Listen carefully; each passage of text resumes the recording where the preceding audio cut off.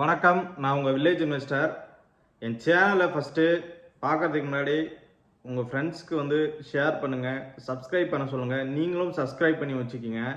இந்த video fundamental அனாலிசிஸில் price to புக்குங்கிறத பற்றி நம்ம பார்க்க போகிறோம். அதாவது பிபி ரேஷியோ. இந்த பிபி ரேஷியோங்கிறது பார்த்தீங்கன்னா நீங்கள் ஃபண்டமெண்டல் அனாலிசிஸில் இதுவும் ஒரு முக்கியமான பாயிண்ட்.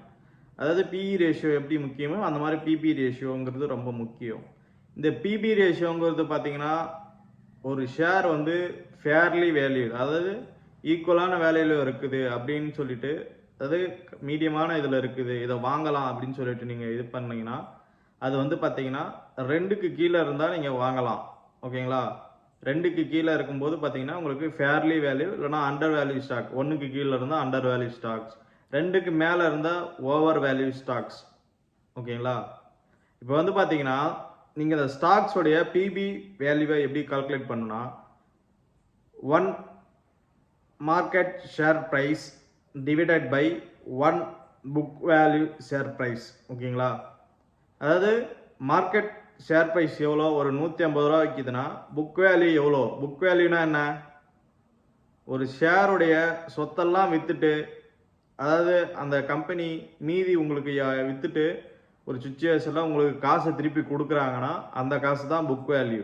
அதாவது 150 டிவைடட் பை புக் வேல்யூ 150 இருந்ததுன்னா புக் வேல்யூ பார்த்தீங்கன்னா உங்கள் புக் வேல்யூவில் நம்ம பிபி ரேஷியோ கால்குலேட் பண்ணுறதுக்கு ஃபார்முலா தெரியும் இல்லையா? அதில் 150 divided by 150 market price divided by book value போட்டிங்கன்னு வச்சிங்களா 1 வரும். ஓகேங்களா? இந்த 1ங்கிறது பார்த்தீங்கன்னா 2க்கு கீழே இருந்தால் 1ங்கிறது ஃபேர்லி வேல்யூடு. 2க்கு கீழே இருந்தாவே ஃபேர்லி வேல்யூ, 2 அந்த மாதிரி ஈக்குவலாக இருந்தாவே ஃபேர்லி வேல்யூடு தான். இதுக்கு மேலே இருந்தால் நீங்கள் என்ன பண்ணலான்னா கன்சிடர் பண்ணலாமானா கன்சிடர் பண்ணலாம். ஆனால் ரொம்ப முக்கியமாக உங்களுடைய இன்வெஸ்ட்மெண்ட் அட்வைசர்கிட்ட கேட்டுட்டு கன்சிடர் பண்ணும். நான் செபி ரிஜிஸ்டர் அட்வைசர் கிடையாது, என்னுடைய அனுபவங்களை உங்கள்கிட்ட சொல்லிட்டு இருக்கேன் ஃப்ரெண்ட்ஸ். ஓகேங்களா? இப்போ பார்த்தீங்கன்னா இந்த பிபி ரேஷியோங்கிறது பார்த்தீங்கன்னா 2க்கு கீழே இருந்தால் அண்டர் வேல்யூ ஸ்டாக்ஸ். நீங்கள் தைரியமாக கன்சிடர் பண்ணலாம் அப்படின்னு சொல்லிட்டு இது ஒரு இது. அதுக்கப்புறம் பார்த்தீங்கன்னா இந்த பிபி வேல்யூங்கிறது பார்த்தீங்கன்னா இப்போ ஒரு உதாரணத்துக்கு சொல்லணும்னா, ஸ்டோரி மூலியமா சொல்லணும்னா, தக்காளி மார்க்கெட்டில் பார்த்தீங்கன்னா 50 ரூபா விற்கிது. இப்போ உங்களுக்கு வீட்டு தக்காளி, அதாவது வீட்டில் சைடில் பார்த்தீங்கன்னா உங்களுக்கு 10 ரூபாய்க்கே கிடைக்குது.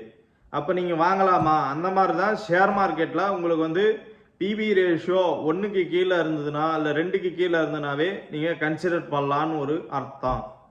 தக்காளி 50 ரூபா விற்கிற இடத்துல 100 ரூபா விற்கிதுன்னா நீங்கள் கன்சிடர் பண்ணுறதுக்கான அது உங்களுடைய முடிவு. ஓகேங்களா? இந்த பிபி ரேஷியோங்கிறது ரொம்ப முக்கியம். அந்த மாதிரி பிஇ ரேஷியோங்கிறது பார்த்தீங்கன்னா 20க்கு கீழே இருந்தால் ஃபண்டமெண்டல் அனாலிசிஸில் ரொம்ப முக்கியம் ஃப்ரெண்ட்ஸ்.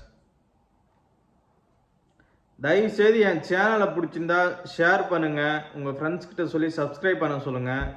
நீங்கள் கொடுக்குற சப்போர்ட்டை பொறுத்து தான் என் சேனல் அடுத்தடுத்த லெவலுக்கு போகிறதுக்கான வழி இருக்குது friends. Thank you. Have a nice